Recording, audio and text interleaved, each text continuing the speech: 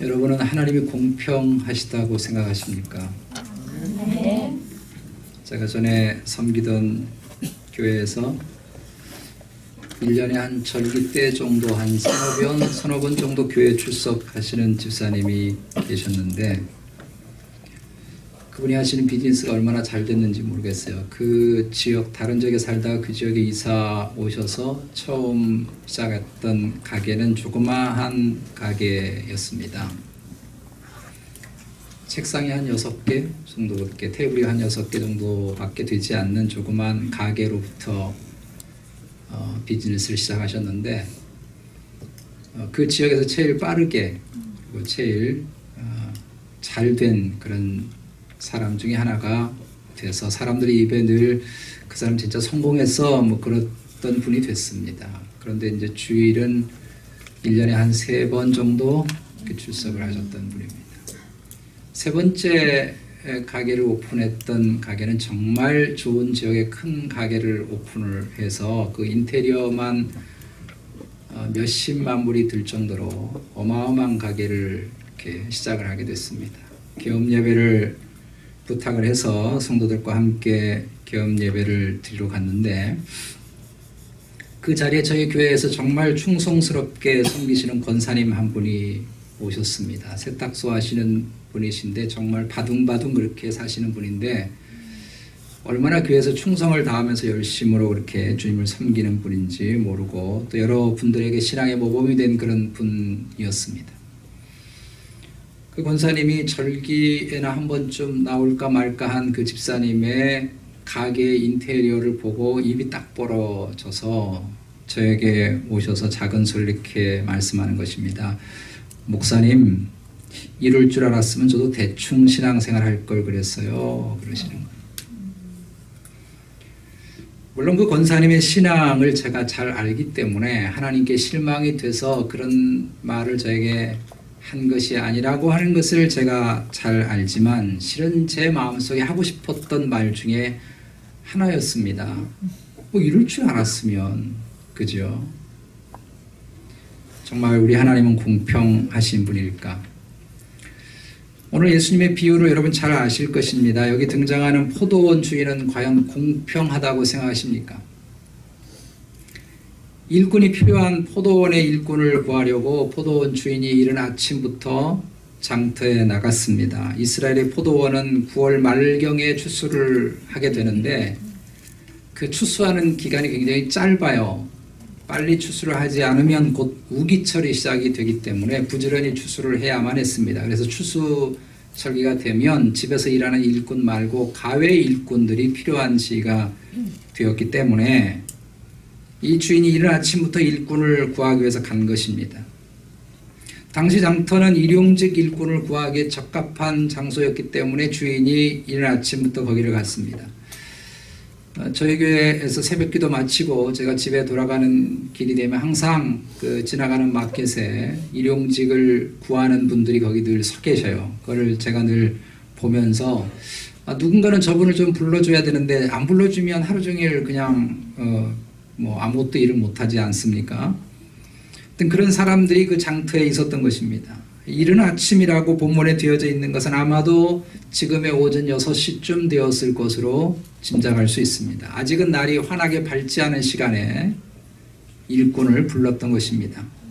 근데 막상 주인이 일을 시작하고 보니 일손이 더 필요했던 것 같습니다.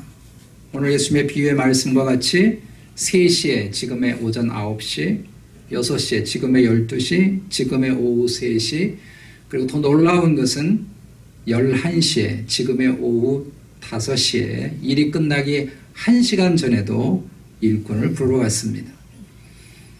일이 6시에 마치고 나서 주인이 온 사람들에게 일꾼의 싹스를 주는데 한 데나리온씩 주는데 나중에 온 사람부터 주기 시작을 했다는 것입니다. 한 데나리온은 그 당시 일꾼이 하루 종일 일한 품삯에 해당되는 돈이죠.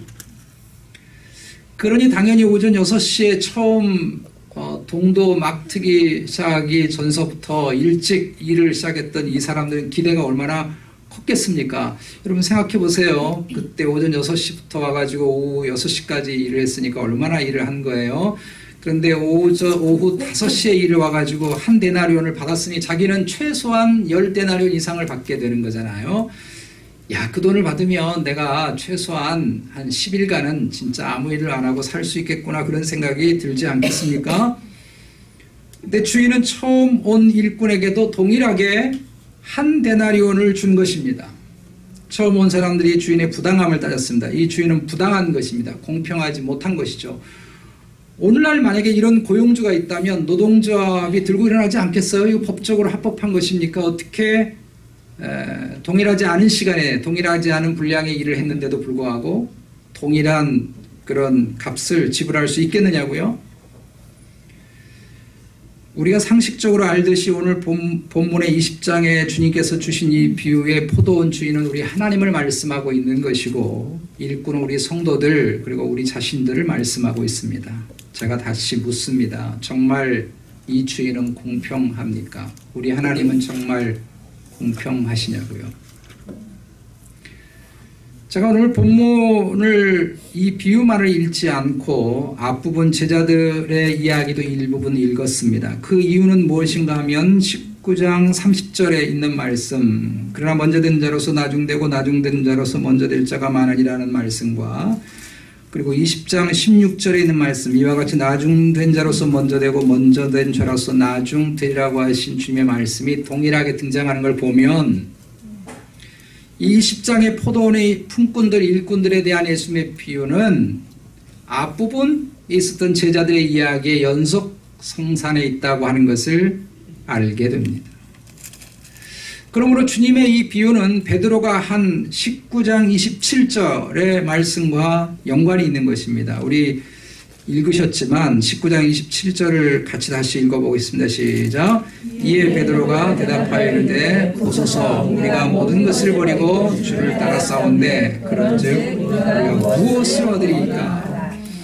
여러분, 이 베드로의 이 말은 누구의 말과 좀 비슷하다는 생각이 듭니까? 그것은 20장 12절에 있는 먼저 온 사람들이 주인에게 한 말과 비슷하지 않아요? 거기 읽어보면 나중 온 이 사람들은 1시간밖에 일하지 아니하였거늘 그들을 종일 수고하며 더위를 견딘 우리와 같게 하였나이까. 이게 여러분 베드로가 하는 말이 아닙니까? 우리가 일찍부터 주님을 따라 싸운데 우리가 얻을 게 뭐죠? 이렇게 묻는 것과 처음부터 일한 일꾼들이 했던 주인에게 불평을 놓았던 이 말과 똑같지 않아요? 어떤 사람들은 오늘 본문의 비유에 나오는 이 주인의 부당함, 옳지 않음, 공평하지 못함, 공의롭지 못함을 해결하려고 오후 5시에 온 사람들은 주인이 이미 해가 질 무렵에 불러준 것이 너무 고마워서 그 1시간 동안 12시간 일한 만큼의 일을 한 것이다 라고, 그래서 죽기 살기로 일을 한 것이다 라고 해석하는 분이 있습니다. 그리고 오전 6시부터 온 사람들은 하루 일당이 똑같으니까 한 데나리온이니까 뭐 시간만 보내면 6시까지 가기만 하면 한 데나리온을 받잖아요. 그러니까 뭐 시간 대충 때우고 그렇게 6시 끝나기를 계속 시간을 쳐다보면서 언제쯤 끝나려나, 그 시간 다 돼가네 이렇게 생각한 것 아니겠느냐, 이렇게 생각을 하기도 한다는 것입니다. 왜냐하면 주인이 너무 부당하기 때문에. 이 부당함이 우리 하나님으로 비유하고 있기 때문에 하나님을 부당하다고 할 수 없지 않습니까? 그러니까 그 부당하지 않다고 하는 것을 잘 이해시키기 위해서 일한 양은 다르지만 질이 다르다 이렇게 해석을 하려고 한다는 것입니다. 화가인 렘브란트가 이 비유로 놓고 그림을 그렸는데 주인은 이렇게 책상에 앉아서 품삯을 나누어 주고 있는데 먼저 온 사람들이 주인에게 손을 이렇게 막 내밀면서 따지는 그림을 그렸습니다. 그런데 그 그림을 가만히 보면 그 따지는 사람들의 옷이 말짱해요.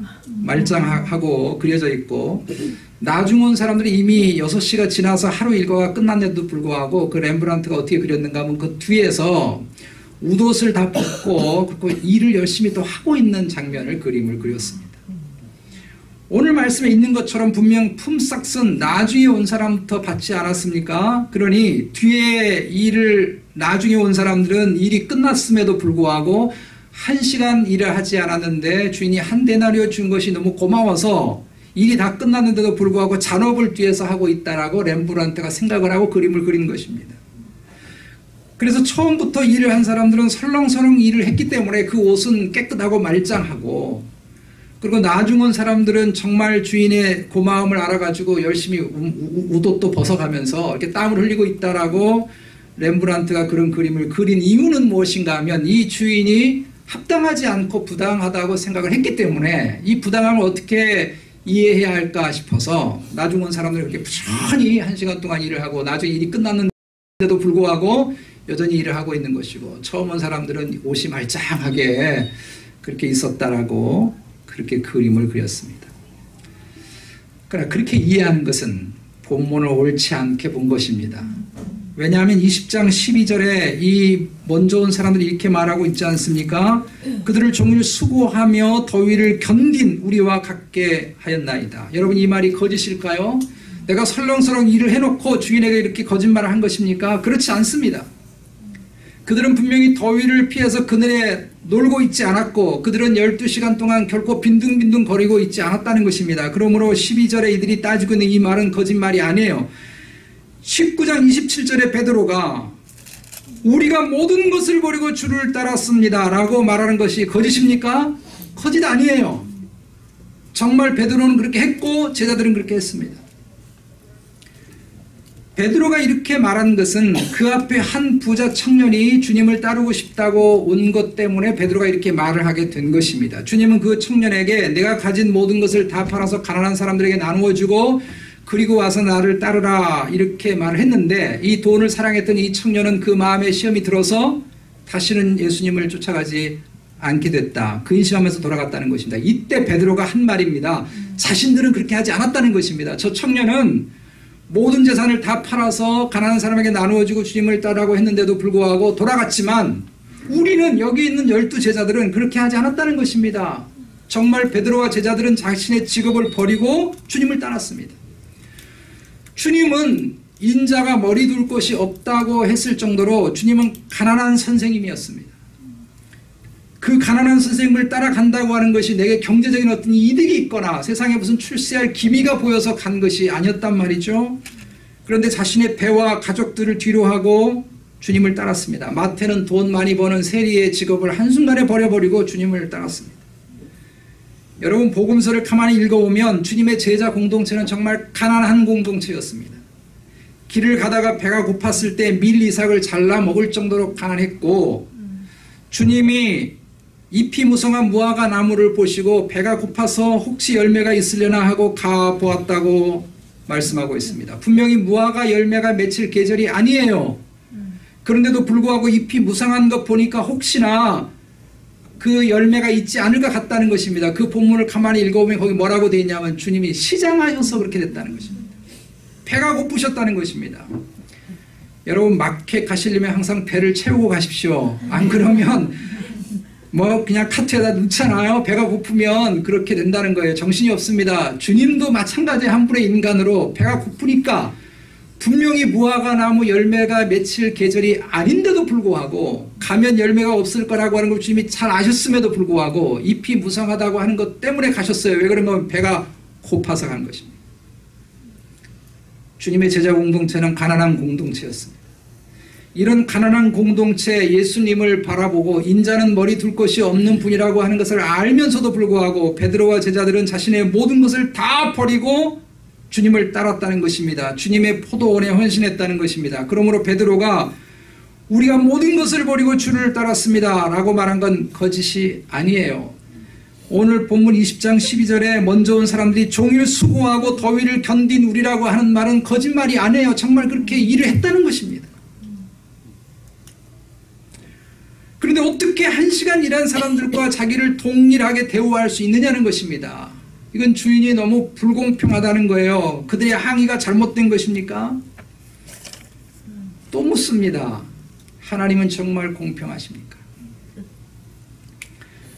모든 걸 버리고 주님을 따른 제자들에게도 구원의 한 데나리온을 주시고 평생 나쁜 짓을 해가지고 결국은 예수님과 함께 십자가형이라고 하는 가장 극악한 형벌을 받은 그 강도가 주여 당신의 나라에 임하실 때 오늘 밤에 나를 좀 기억해 달라고 하는 그 말 한마디에 주님이 듣고 동일하게 구원의 한 데나리온을 주신 주님이 공평하시냐고요. 모든 걸 버리고 떠났던 베드로에게도 한 데나리온을 주고 한편 강도에게도 한 데나리온을 준 것이 주님은 공평하시냐고요.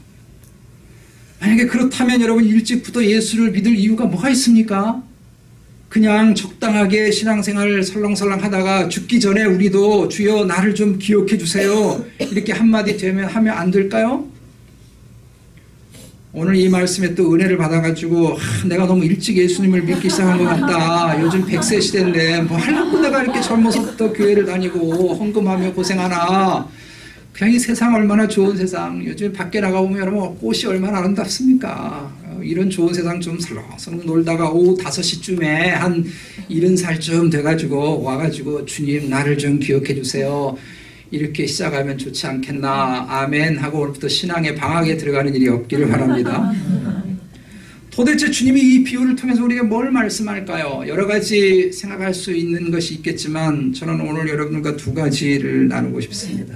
가장 먼저는 하나님의 은혜는 하나님이 부당하다고 결코 말할 수 없게 한다는 것입니다. 하나님의 은혜는 하나님이 결코 불공평하세요라고 말할 수 없게 한다는 것입니다.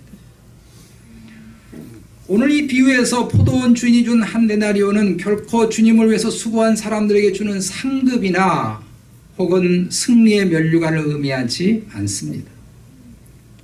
오늘 비유는 사실 19장 16절에 보면 읽지는 않았습니다만은 거기 보면 한 부자 청년이 예수님께 와서 이렇게 질문하는 것으로부터 시작되는 비유예요. 19장 16절에 보면 선한 선생님이여 내가 무엇을 하여야 영생을 얻겠습니까? 라는 질문으로부터 이 비유가 시작이 된 것입니다.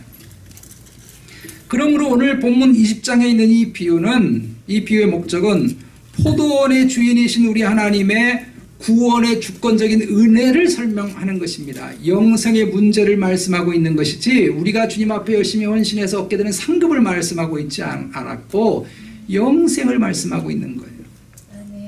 우리가 구원을 얻는 것은 우리 어떤 노력이나 행위로 얻을 수 있는 것이 아니라고 하는 것을 지금 설명하는 것입니다. 그러므로 포도원 주인이 준 한 데나리온은 구원을 베푸시는 하나님의 은혜를 설명하는 것입니다. 아멘. 주인이 결코 불공평한 분이 아니라고 하는 것은 이들 일꾼들이 모두 다 놀던 사람들이었다는 것입니다. 오늘 20장 3절에 보면 제3시에 나가보니 장터에 놀고 서 있는 6절과 7절에도 보면 종일토록 놀고 여기 서 있느냐 7절 이르되 우리를 품꾼으로 쓰는 이가 없음이니이다. 이 사람들은 불러주지 않았다면 노는 사람이에요. 여러분 여기 논다고 하는 것은 인생의 의미와 생명을 갖지 않았다는 것입니다. 그가 아무리 부자라도 하나님을 만나지 못하는 사람은 노는 사람이고요. 그가 아무리 대단한 성공을 거두었다. 그가 아무리 대단한 인생을 열심히 살아서 무엇인가를 이뤘다고 해도 예수 그리스도를 만나지 못하는 사람은 노는 사람인 줄로 믿습니다. 삶의 가치와 의미가 없는 사람이에요.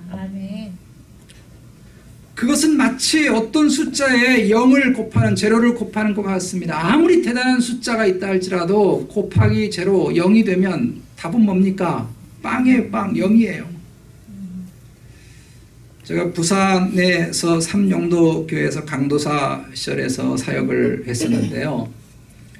제가 막 그 교회를 이제 부임을 해서 사역을 시작할 때 제 이렇게 눈에 딱 들어온 성도님이 계셨습니다. 나이가 좀 지긋하게 드신 분인데 말씀하시는 것이나 참 이게 얼마나 아름다운지 몰라요. 그래서 많이 좀 가까이 교제했던 분인데 행복하게 신앙생활하는 모습이 제 눈에 딱 들어왔어요. 근데 오늘 제가 여쭤봤습니다. 집사님 올해 연세가 어떻게 되십니까? 그랬더니 그분이 3살입니다. 이렇게 답을 하는 거예요. 그래서 에이 집사님 장난하지 마시고 진짜 연세가 어떻게 되세요? 춘추가 어떻게 되십니까? 그랬더니 강도사님 제가 정말 3살이에요. 제가 사실은 올해 73인데 예수 믿은 지 딱 3년 됐습니다. 그런데 예수님 만나고 보니까 70년의 삶은 아무런 의미가 없다고 하는 걸 발견했습니다. 예수님 알고서부터 인생의 가치가 무엇인지 삶의 의미가 무엇인지라고 하는 것을 제가 경험했기 때문에 70년의 세월은 제게 아무것도 아니고요. 예수님 만난 3년이 제가 진짜 산 것입니다. 그래서 제가 3살입니다. 멋지죠 여러분? 여러분 올해 나이가 어떻게 되십니까? 이분은 영도에서 두 번째 부자하셨습니다. 선박 사업을 해가지고 많은 돈을 모았어요. 제가 그분의 집에 초대를 받아서 여러 교육자들하고 간 적이 있는데 일본식 정원으로 이렇게 꾸며졌는데 정말 아름다운 정원의 분재들이 가득했고요. 연못에 뭐 얼마나 아름다운 연못을 만들어 놨는지 몰라요. 정말 예쁜 집을 짓고 사시는데 그동안 그분이 벌어놓았던 많은 돈들은 자녀 셋이 전부 다 사업한다고 다 가져가고 남는 게 하나도 없게 됐어요. 그가 모든 돈을 다 잃어버리고 삶에 절망했던 순간, 내가 지금까지 이렇게 열심히 살아서 돈을 벌었는데 이놈의 자식놈들이 그냥 다 돈 가져가고 없고 남는 거 하나도 없고 자녀들도 된 사람도 하나도 없고 이렇게 생각해서 삶이 정말 허망했던 그 순간에 친구가 전도를 해서 신앙생활을 시작하게 된 것입니다. 예수님 만나고 보니까 진짜 행복이 예수님 안에 있다고 하는 걸 알게 됐습니다. 아멘. 진짜 삶의 가치가 주의 손 안에 있다고 하는 걸 발견하게 된 것입니다. 아멘. 그래서 3살이라는 것입니다. 여러분 이분이야말로 정말 예수님 만난 사람 아닙니까? 이분이야말로 어쩌면 오늘 본문에 등장하는 오후 5시에 주님의 포도원에 부름받은 사람 아니겠어요? 여러분 오늘 비유는 한 부자의 청년의 질문으로부터 시작을 했다고 말씀을 드렸습니다. 19장 16절 읽진 않았는데 이렇게 되어 있죠. 어떤 사람이 주께 와서 이르되 선생님이여 내가 무슨 선한 일을 하여야 영생을 얻겠습니까?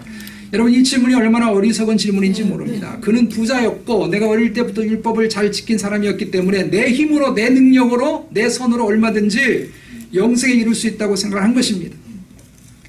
주님이 이 청년의 잘못된 생각을 너무 잘 하셨기 때문에 먼저 그가 잘났다고 생각하는 걸 한번 꼬집어 주었어요. 그래서 19장 17절에 보면 내가 생명에 들어가려면 영생을 얻고자 하려면 하나님의 자녀가 되려고 한다면 계명을 지켜라 그랬습니다. 계명을 지켜라. 요거 아주 이 청년이 너무 잘하는 거거든요. 주님의 이 말씀은 정말 계명을 지키면 천국 간다는 뜻이 아닙니다. 영생을 얻는다는 게 아니에요. 지금 이 청년이 자신만만해 하고 있는 것을 끄집어 준 것입니다. 도대체 너가 문제가 무엇인가를 말씀해 주려고 그런 것이죠.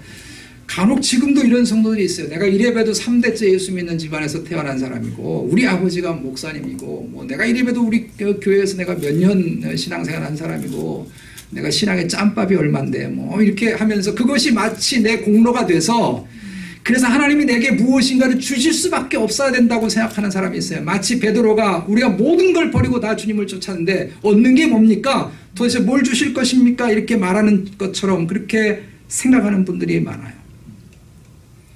제가 전에 섬기던 교회 타 지역에서 은퇴를 하시고 이사를 오신 그런 부부가 교회를 출석하러 오셔서 이제 신방을 갔습니다. 갔더니 이제 예쁜 집 이렇게 구입을 하고 이분들이 이제 그 지역에 사시기 시작했더라고요. 근데 이 남자분이 저에게 그렇게 얘기를 하는 것입니다. 목사님 제가 젊었을 때 교회에 정말 충성 열심히 했고요. 제가 돈 많이 벌 때 11조도 꼬박꼬박하고 헌금도 많이 했습니다. 그런데 제가 리타이어하고 여기 와서 여행이나 다니면서 한가하게 살려고 왔기 때문에 더 이상 헌금할 것도 없고 더 이상 일할 것도 없으니 저에게 아무런 기대를 하지 마십시오. 이렇게 얘기를 하는 거예요. 자기는 할 만큼 했다는 것입니다. 여러분 이 청년의 답 같지 않습니까? 이 청년의 답 아니에요. 여러분 20절에 이 청년이 19장 20절에 그렇게 답을 하잖아요. 그 청년이 이르되 이 모든 것을 내가 지켜 싸운데 아직도 무엇이 부족하리까? 제가 할 만큼 했어요. 제가 뭐가 더 부족하다는 거예요. 이만하면 나 같은 사람 천국 가야 되는 거 아니에요. 이만하면 나 같은 사람이 구원받아야 되는 건 아니에요. 그때 주님이 드디어 이 사람의 약점을 파고들었습니다. 내가 한 가지 부족한 게 있는데 내 모든 소유를 다 팔고 가난한 자에게 나누어 주고 그리고 와서 나를 따르라. 여러분 예수님이 이렇게 말씀하는 건 이 청년의 약점이 무엇인가이기 때문에 그렇게 말씀한 거예요. 모든 사람에게 이 계명을 동일하게 주님이 적용한 건 아닙니다. 이 청년이 지금 대단히 착각한 것입니다. 무슨 착각을 했는가 하면 영생이라고 하는 걸 자기 힘으로 얼마든지 얻을 수 있다고 생각하는 것입니다. 내가 율법을 지키면 내가 선한 일을 하면 뭔가 열심히 하면 내가 뭔가 헌신하면 하나님의 자녀가 되는 거지 그만큼 했으니 나한테 하나님 뭔가 주셔야 되는 것이지 라고 생각을 했다는 것입니다.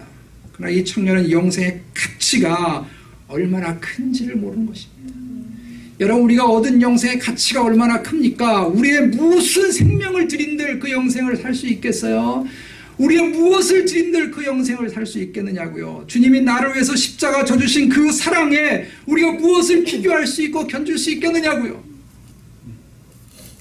이 영생을 우리가 좀 무슨 착한 일을 좀 한다고 얻을 수 있습니까? 열심히 뭘 한다고 얻을 수 있습니까? 자신의 모든 재산도 영생과 바꿀 수 없는 욕심을 가진 이 청년이 어떻게 십자가에서 나를 위해서 죽으신 예수 그리스도의 사랑을 알 수 있겠느냐고요. 그 큰 사랑의 가치가 얼마나 크다고 하는 걸 어떻게 알 수 있겠느냐고요. 에베소서 2장 8절과 9절에 너희는 그 은혜에 의해서 믿음으로 말미암아 구원을 받았으니 이것은 너희에게서 난 것이 아니요 하나님의 선물이라 행위에서 난 것이 아니니 누구든지 자랑치 못하게 하려 함이라. 누구든지 자랑할 수 없어요. 너무 크니까. 너무 커요. 우리가 무슨 희생을 드린들 그 영생과 바꿀 수 있겠느냐고요. 제가 자꾸 하나님은 정말 공평하십니까? 라고 묻는데 실은 하나님은 정말 불공평하십니다. 어떤 점에서 불공평한지 아십니까? 나 같은 사람을 하나님의 자녀 삼으신 것에 너무 불공평합니다. 나 같은 사람을 주님의 일꾼 삼으신 것에 너무 불공평하고요. 나 같은 사람을 하나님의 포도원에 부르셔서 하나님의 사람을 삼으신 게 여러분 너무 불공평하세요. 세상엔요 나보다 훨씬 인격적인 사람도 많고요, 나보다 착한 사람 많고요, 잘난 사람 많습니다. 제가 부산에서 사역할 때 새들어 살던 집주인님이 계셨는데 제가 지금까지 보았던 안 믿는 사람 중에 진짜 괜찮은 사람이에요. 그분은 전도를 하면 자기는 항상 불교 신자라고 그래요. 물론 절에 다니는 건 아니에요. 이분이 부산시청의 건축가에서 서열 2번째 고위직 공무원이셨는데 근데 건축가의 과장이 항상 매년 바뀝니다. 왜냐하면 뇌물 안 먹은 과장이 아무도 없어요. 건축가라고 하는 것이 건축이라고 하는 것이 그런 곳 아닙니까? 이 건축업자들이 수시로 드나들면서 뇌물 주고 밥 사주고 이러는 데가 거기에요. 그래서 감사만 있으면 다 위에 있는 분들 다 목 달아납니다. 매년 그럽니다. 근데 이분이 몇십 년을 그 건축가에서 일을 했습니다. 근데 그 자리에 있다고 하는 건 여러분 어떤 사람인지 알만하죠? 정시에 딱 퇴근합니다. 제가 건축가 공무원 치고 정시에 퇴근하는 사람을 본 사람 그 사람밖에 없어요. 그러니까 무슨 얘기입니까? 뇌물 안 받고 남들이 밥 사주는 거 절대 안 먹는 사람입니다. 한 번도 뇌물을 받은 적이 없고요. 한 번도 불법을 행한 적이 없는 분입니다. 부모님 모시고 사는데 얼마나 효자인지 몰라요. 이 자기 아내에게 얼마나 잘하는지 몰라요. 자녀들 둘이 있는데 정말 모범적인 아빠입니다. 그러니 이분에게 전도가 되겠습니까? 왜냐하면 뇌물 먹고 잘린 사람 중에 교인들이 많거든요. 장로님들도 뇌물 먹고 잘렸다고요. 그런데 내가 교회 가자 그러니 이게 되겠느냐고요. 전도가. 당신이나 잘하세요지. 근데 한 번 이분이 교통사고를 크게 만났어요. 기회다 싶어가지고 이제 아내하고 제하고 병문안을 몇 번 갔습니다. 그리고 제가 꼭 한번 교회 나오시라고 그랬더니 양심상 목사님이 병문안도 몇 번 왔는데 내가 좀 대가를 친세를 좀 갚아야 안 되냐 그리고 교회로 오신 거예요. 근데 한 번 나오고 안 오셨습니다. 내가 왜 지난주 오셨는데 오시지 이번에 안 오셨냐 그랬더니 마침 오시는 날에 목사님이 설교를 하셨는데 성철 스님의 예를 든 거예요. 그때가 마침 성철 스님이 세상을 떠날 때였거든요. 이 목사님이 설교를 하면서 모든 사람이 존경하는 성철 스님이 아무리 선한 삶을 살아도 예수 믿지 않아서 지옥 갔습니다. 이렇게 설교를 한 거예요. 예수 믿지 않으니까 지옥 갔다고. 여기에 삐진 겁니다. 제가 그분에 갔더니 이렇게 말하는 거예요. 아니 목사님이 그렇게 말할 수 있느냐고. 목사님이 이렇게 말씀하셔야죠. 성철 스님도 훌륭하고 예수님도 훌륭한데 예수님이 조금 낫습니다. 이렇게 설명해야지. 제가 그분을 보면서요. 저도 마찬가지고 당시 우리 교회 성도들도 마찬가지지만 인격적인 면에서 보면요. 게임이 안 되는 분이에요. 그러니 하나님 불공평하신 분 아닙니까? 그런 사람이 천국 가야 되는 거 아니에요? 나 같은 사람을 하나님의 자녀 삼아주신 것 여러분 하나님 불공평한 거 아니에요? 우리가 받은 사랑이 얼마나 크며 우리가 받은 축복이 얼마나 크며 우리가 받은 은혜가 얼마나 큽니까? 나 같은 사람을 목사로 집사로 불러주신 우리 하나님 정말 불공평하지 않습니까?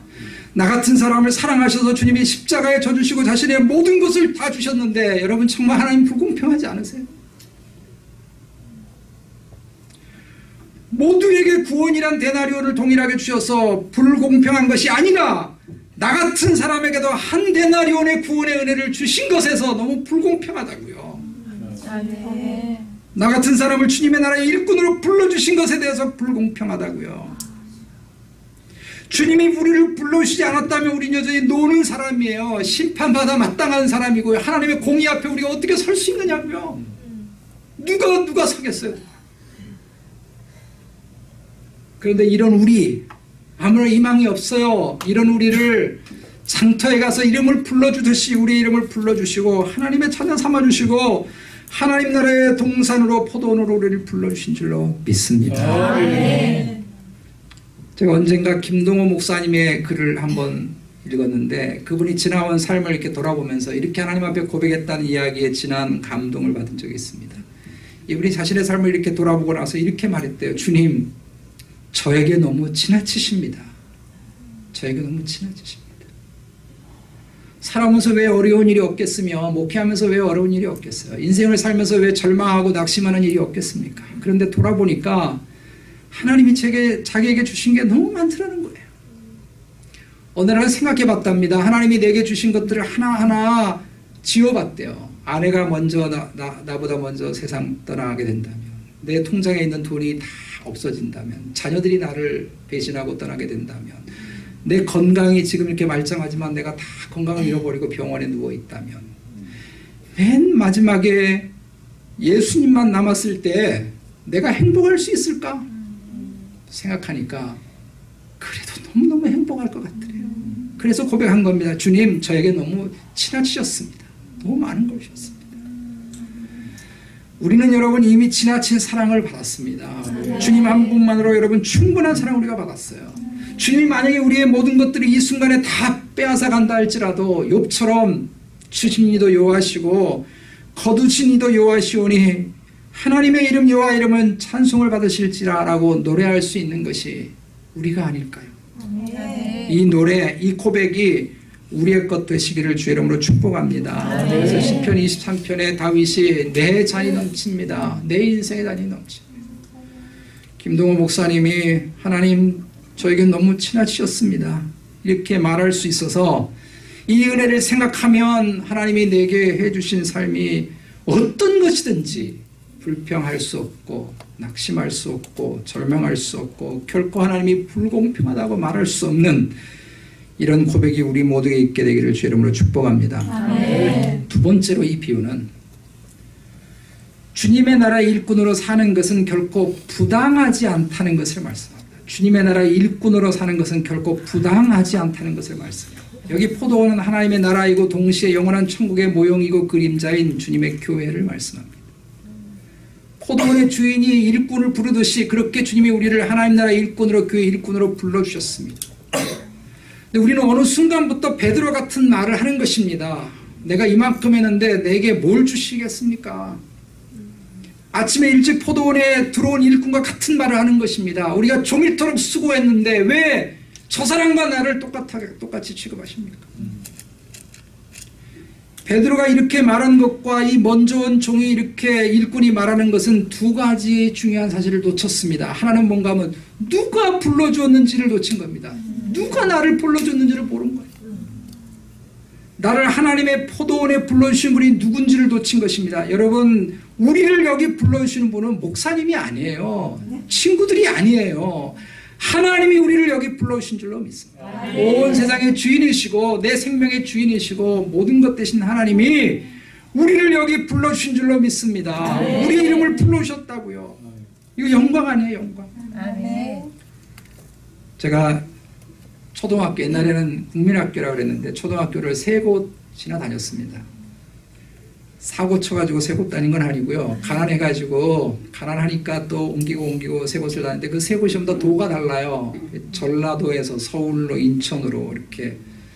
그럼 여러분 초등학교 6년 공부를 잘 했겠습니까? 제가 적응이 안 되는데 가면 사투리 할 때마다 애들이 까르르 웃고 뭐 적응이 좀 적응돼서 친구 될 만하면 또 이사 가서 새로운 환경을 적응을 해야 하니 여러분 적응이 되겠느냐. 그래서 5학년 때 인천으로 이사를 와가지고 학교를 다니는데 배우는 과정도 다르고 교과 과정도 다르고 아이들도 뭐 전부 다 모르는 아이들이고 이러니까 얼마나 힘들었겠어요. 그 당시에는 한 교실에 한 70여 명 공부했습니다. 콩나물, 그죠? 여러분 뭐 목사님 도대체 몇 년생인데 저런 얘기 하시나요?지 모르겠는데 하여튼 콩나물 한 70여 명. 그래서 제가 적응이 안 되잖아요. 근데 어느 날 아침에 조회 시간에 담임 선생님이 갑자기 저 이름을 부른 것입니다. 그때는 전학 온 지 얼마 안 됐어요. 제가 어리둥절하던 시절이에요. 제가 그 사건이 저로 하여금 학교 생활을 180도 바꾼 사건입니다. 갑자기 선생님이 아침조에 와가지고 한경호 하고 이름 부르는 것입니다. 깜짝 놀랐습니다. 일어나 이러는 거예요. 출석부 본 것도 아니에요. 제가 그때 전학 온 지 얼마 안 됐다고요. 70여 명의 아이들이 바글바글하고 있는데 제 이름을 부른 것입니다. 볼 때 일어났더니 아이들이 누구야 하고 전부 쳐다보는 거예요. 저를. 미안한데 내가 갑자기 오느라고 출석부를 교무실에 안 가져왔는데 내려가서 출석부 좀 가져오느라 이렇게 얘기를 하시는 거예요. 교실이 그 당시 교실이 3층이었고요. 교무실이 1층이었습니다. 자, 여러분 질문합니다. 제가 그 계단을 어떻게 갔을 거라고 생각합니까? 뒷짐지고 한 계단 한 계단 갔을 거라고 생각합니까? 아니죠. 바람처럼 날아갔습니다. 바람처럼. 선생님이 내 이름을 불러줬다고요. 70명의 아이들 중에 나를 불러줬다고요. 제가 한 신분은 별것 아니에요. 출석부 가져오는 것입니다. 교무실에 가서 출석부 가져오는 거예요. 제가 담임선생님 자리가 어딘지도 몰라요. 근데 물어서 출석부를 가져오는 거 정말 별것 아닌데 제가 계단을 두세 계단을 뛰어내려가고 올라가는 동안에 선생님이 내 이름을 부르는 그 소리가 귀에 쟁쟁한 거예요. 그 순간부터 저는 학교 생활이 180도 달라졌어요. 제가 아까 이제 겨우 3살입니다 라고 말씀했던 그 노 집사님이 제게 그렇게 말씀하시고 나서 그 다음 이야기를 이렇게 하셨습니다. 강도사님, 제가 이제 예수님을 알고 나니 가장 억울한 게 뭔지 아십니까? 내가 왜 이 좋은 예수님 일찍 알지 못했는가? 너무나 억울합니다. 제가 조금 예수님을 일찍 만났다면 아이들 그렇게 절대 안 키웠을 거고요. 제가 조금 일찍 예수님 만났다면 내가 벌어둔 돈 그렇게 가치 없게 던지지 않았을 겁니다. 내가 다 잃고 나이 들고 이제 와서 예수님을 믿으니 이후에 주님 앞에 서면 제가 무슨 낯으로 서야 할지 모르겠어요. 여러분, 이분이 진짜 예수 믿는 사람 아닙니까? 이분이 정말 나를 누가 불러주셨는지 아는 사람 아니냐고요. 우리는 어느 순간에 누가 나를 여기 불러주셨나를 잊고 살 때가 있어요. 주님이 우리를 불러주시지 않았다고 한다면 우리는 여전히 노는 사람들이에요. 인생에 아무런 의미나 없고 가치가 없는 사람으로 생명 없이 그렇게 살았을 우리들인데 주님이 우리를 불러주신 것입니다. 늦은 나이에 예수님을 만난 요하네스 쉐플러라고 하는 분이 있는데 이분이 이런 시를 썼습니다. 아, 슬프도다. 최상의 것으로 드려 마땅한 주님이여, 주님을 나는 그렇게 늦게서야 알았네. 내가 주님을 사랑하면 할수록 내가 이전에도 사랑하지 못했음을 더욱 슬퍼하네. 이 고백이 우리의 고백 되시기를 주의 이름으로 축복합니다. 주님의 포도원에서 섬기면서 항상 누가 나를 불렀는가 잊지 마십시오.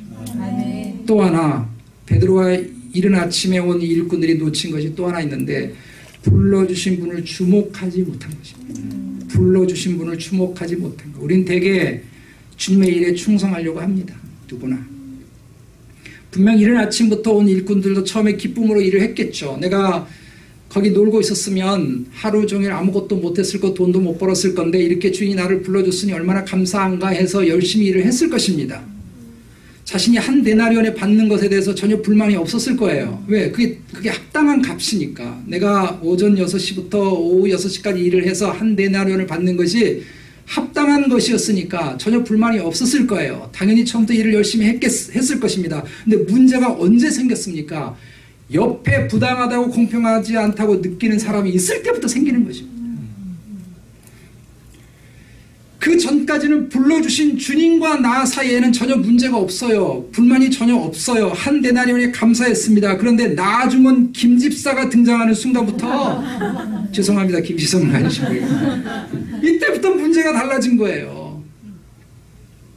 교회 공동체 하나님 나라 포도원에 왜 문제가 생기는지 아십니까? 나만 있으면 문제 안 됩니다. 그런데 옆에 있는 김집사 때문에 문제. 혹시 우리 한 목사님이 김집사하고 원수진 거 있나 이렇게 오해하지 마십시오. 누군가가 부당하다고 느끼는, 나중은 사람들이 목사님에게 칭찬을 더 받고 사람들에게 더 인정받았을 때, 나보다 신앙이 없다고 생각하는 사람이 잘 될 때, 1년에 겨우 교보 교회 3번 정도 나오는 사람이 성공하는 걸 볼 때 나는 먹고 살기 위해서 바둥바둥 하면서도 겨우 입에 풀칠하며 살아가기 힘든데 그러고도 11조하고 하나님 앞에 헌신하며 살아온데 옆에 있는 그 사람은 그렇게 살지 않는데 어떻게 하나님 저럴 수 있는가? 나하고 하나님 사이에 뭐가 문제가 없어요. 그런데 누군가가 옆에 있는 순간부터 드디어 우리의 충성과 헌신이 하나님의 시험대에 오릅니다. 맹집사 이야기라고 하는 책에 이런 이야기가 있습니다.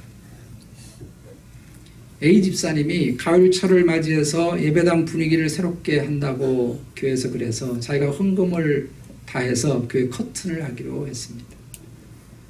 가을과 겨울의 분위기 맞게 짙은 자주색으로 커튼을 교회를 바꿨습니다.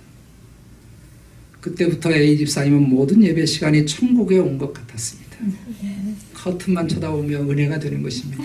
커튼으로부터 밖에 햇살이 이렇게 비쳐서 은은하게 교회 자줏빛 색깔이 이렇게 비치면 여기가 천국이 있구나 싶었고 커튼을 바라보면서 목사님의 설교를 들으니 천사의 음성처럼 듣게 들렸어요. 해가 바뀌고 성도들 중에서 봄이 됐는데 예배당이 너무 무겁고 칙칙하다 하고 얘기하면서 커튼 색깔을 좀 바꾸자는 불만이 터져나오기 시작했습니다. 그런데 어느 날 교회를 출석한 지 얼마 안 되는 B 집사가 봄철에 맞게 화사한 빛깔로 커튼을 바꾸자고 작정 헌금을 한 것입니다. A 집사님은 목사님에게 쫓아갔습니다. 목사님, 교회는 고상하고 엄숙해야 되는데 그렇게 뭐 이렇게 날티나는 그런 색깔로 바꾸면 안 됩니다. 근데 목사님이 A 집사 이야기를 기어이 어기고 B 집사의 헌금으로 커튼을 바꾼 것입니다. 여러분 상상해 보세요. A 집사가 그날부터 예배가 어땠을까요? 주님은 오늘 비유의 결론에서 이렇게 말씀합니다. 20장 16절 같이 한번 읽어보십시다. 시작. 이와 같이 나중된 자로서 먼저 되고 먼저 된 자로서 나중되리라. 19장 30절에는 더 다른 식으로 얘기를 하시죠. 그러나 먼저 된 자로서 나중되고 나중된 자로서 먼저 될 자가 많으리라. 얼마나 두려운 말씀인지 모릅니다. 이런 시간에 온 일꾼처럼 분명히 하나님의 포도원에서 열심히 일을 했고 더위에 고생하면서 일을 했음에도 불구하고 나중될 수 있다는 것입니다. 정말 두려운 말씀이에요. 평생을 주님을 섬긴다고 섬기고 평생을 신앙생활을 하고 평생을 헌신하고 땀 흘려 수고했는데도 불구하고 나를 불러주신 주님을 주목하지 못하고 사람을 주목하고 세상을 주목하는 순간에 우리는 언제든지 나중될 수 있다는 것입니다. 이번 주간에 제가 매일 성경 말씀 묵상하면서 주님을 판 가룟 유다의 본문을 생각해 보았습니다. 마태복음 26장에 보면 최후의 만찬 자리에 주님과 함께 유월절 식사를 할 때 가룟 유다가 예수님 가장 가까이 앉아 있었어요. 그래서 주님이 말씀하잖아요. 나와 한 그릇에 손을 넣는 자가 나를 팔자니라. 그 얘기는 뭔가 하면 유월절 빵을 소스에 먹는데 우리 다빈치가 그린 최후의 만찬이라고 하는 그림을 사실 잘못된 그림이에요. 그렇게 의자에 앉아서 만찬하지 않습니다. 유대인들은 반쯤 누워서 식사를 하잖아요. 근데 뭐 소스를 일어나서 찍어서 먹겠어요. 그러니까 두세 사람이 함께 소스를 먹을 수 있도록 이렇게 군데군데 소스를 놓지 않겠어요. 그런데 같은 그릇에 소스를 찍었다고 하는 것은 예수님 바로 옆에 가룟 유다가 있었다는 것입니다. 한 그릇에 소스를 찍어 먹어도 전혀 부담되지 않는 관계 속에 가룟 유다가 있었다는 거예요. 제자 공동체 이동으로 있었죠. 주님과 함께 가까이 앉는 것이, 서는 것이, 누워있는 것이 전혀 꺼리끼지 않는 위치에 있었죠. 제자 공동체의 살림살이를 책임지고 있었던 제자였습니다. 그러나 그의 관심은, 그의 시선은 주님께 있지 않고 주의 말씀에 있지 않았어요. 그의 관심은 세상에 있었고 돈에 있었습니다. 그래서 먼저 된 자가 나중 되는 것입니다. 여러분, 하나님의 포도원을 섬기시는 여러분, 우리의 시선에서 주님을 떼지 마십시오. 아멘. 우리의 일꾼으로 불러주신 주님에게서 시선을 떼지 마십시오. 아멘. 사람 주목하면요, 비교하기 시작하면요, 사람들이 나에게 뭐라고 말하는가 평가하는 소리를 듣기 시작하면요, 세상의 가치관으로 내 삶을 주목하기 시작하면요, 주님이 보이지 않아요. 그때부터 오직 나를 불러주신 주님을 주목하고 바라볼 때, 그때 우리는 진짜 행복하게 섬길 수 있는 줄로 믿습니다. 아멘. 그때서야 우리의 섬김에서 아름다운 천국의 향기가 날 줄로 믿습니다. 아멘. 말씀했습니다. 제가 계속했던 질문을 마지막으로 드립니다. 정말 포도원의 주인이신 하나님은 공평하십니까? 아니요, 하나님은 너무 불공평하세요. 나 같은 사람 불러주신 것 너무 불공평합니다. 뭐가 있다고? 뭐가 잘난 게 있다고? 우리 같은 사람을 하나님의 이름을 불러서 하나님의 포도원에 있게 하시느냐고요.